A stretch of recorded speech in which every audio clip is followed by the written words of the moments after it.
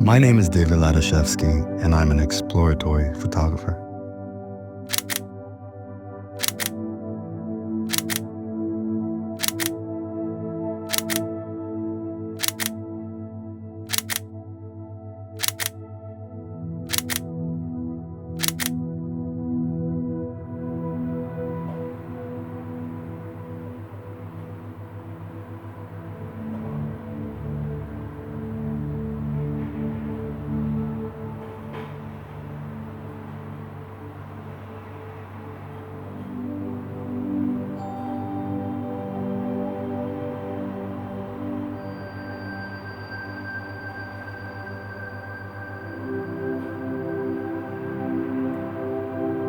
My dual culture identity shapes my art in various ways. However, it's one way in particular, which is charisma, especially in Eastern Europe, where people are very reserved. They don't show very much emotions, at least not to strangers.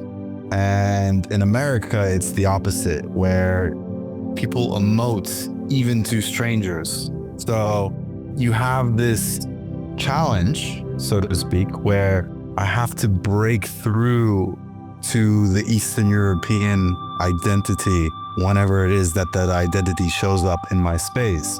And in America, where I've been, let's say, shaped more so middle of the pack, where I would have average charisma, it helps me break past this Eastern European reservedness. However, the reservedness that I learned growing up and visiting Poland every year as a child, where I got to see post-communist Poland, where my friends would have to go use the bathroom outside, where they may not have had running water in their apartment, it got me to really understand the duality of I had everything, but I wasn't appreciative until I saw the people that didn't have it, and then I was able to appreciate that more. But at the same time, having everything shows me what is possible here, where people don't quite understand like the sky is the limit.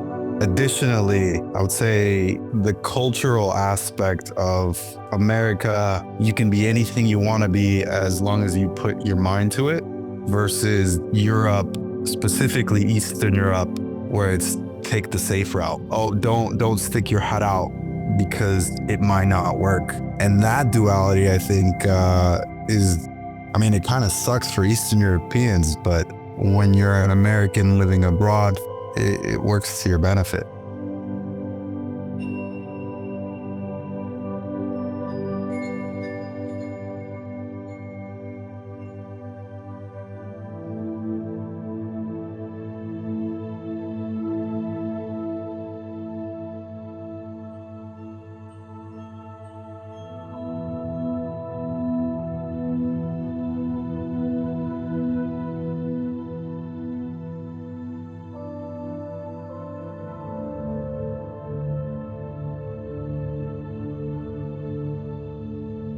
My approach to creativity when it comes to gear is I will take it where it needs to go and I will make it do what I need it to do, rather than worrying about, is this going to fit in my car? Is this going to cause commotion in terms of the space? A lot of the time I'm shooting in public. If I'm taking a light stand or a cart with a light stand on it, it's gonna get in people's way. So I'm not necessarily worried about the other people. I want to place it where I need it to be to create the type of light and the type of situation that is going to be most beneficial to making the model look good. Sometimes the gear doesn't want to cooperate, or there's tight spaces. So I have developed methods in order to be able to handhold, work with what I have, because unfortunately, when you're in a place like New York and you're not allowed to put down a light stand, well, how are you going to hold the light? How are you going to use the gear in a way where you can bend the rules without breaking them? And so I've developed these tools as a one-man show, so to speak, to be able to bypass certain rules and regulations that really are just about getting the shot. Me bringing out light stands with me, even during on a cloudy day where you have diffused light all throughout in the sky, adding just a little punch of light is going to change the attention and maybe the shadows on a model's face. So I'm going to take what I need to take, even if it's going to be cumbersome sometimes, like having my trolley where I roll around with some light stands, lights, and just about everything I need for that shoot that day.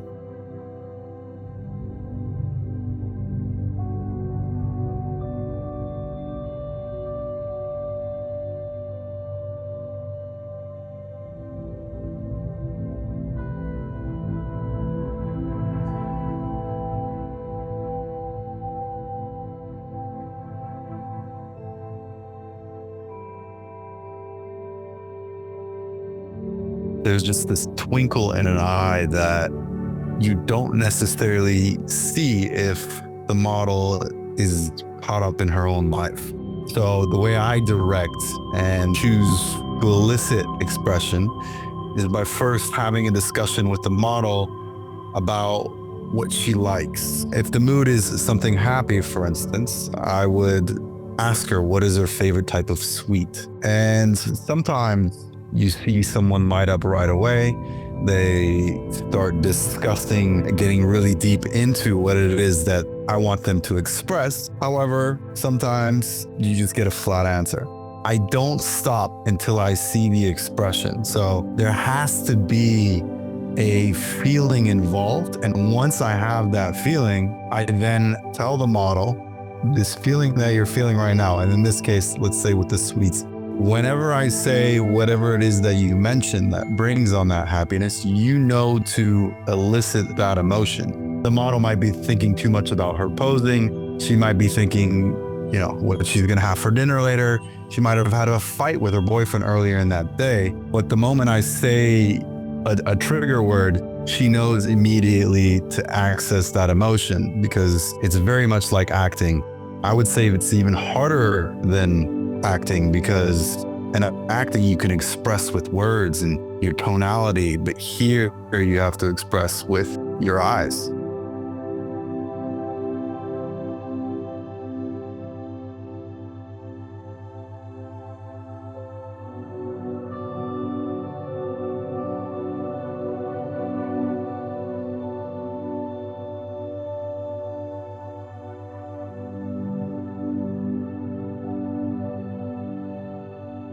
The quality of a model that make or break a shoot for me is really simple. Her ability to express movements, poses, I could somewhat guide that.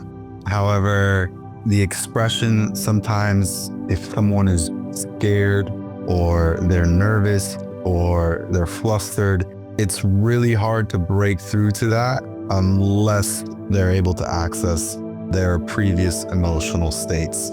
I try my best to do that. Sometimes it just doesn't work.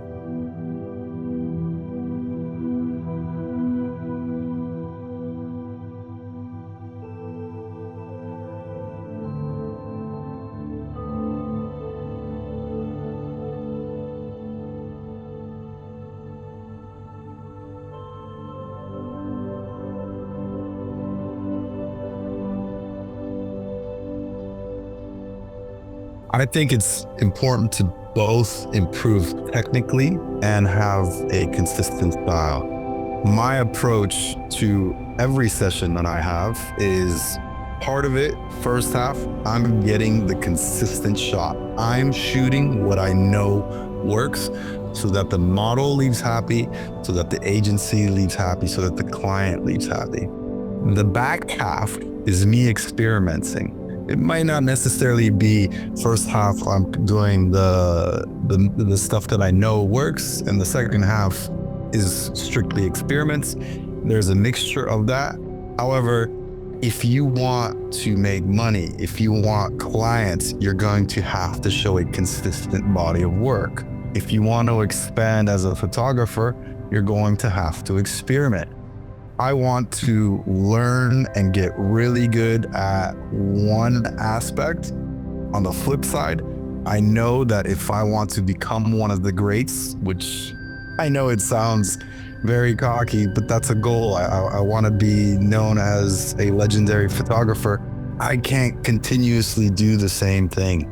And I see photographers who have this consistent, beautiful portfolio that you look at and you're like, wow, this is amazing. This is talent. However, put their images against other people doing similar work, and you might not be able to see the difference. So the only way I feel to expand is to then experiment. Know that you're going to fail. Know that you're going to be fumbling. It might work out half the time, it might not work out. Knowing how to eliminate certain aspects of an image to clean it up, or the background to clean up the image, that only comes with experience.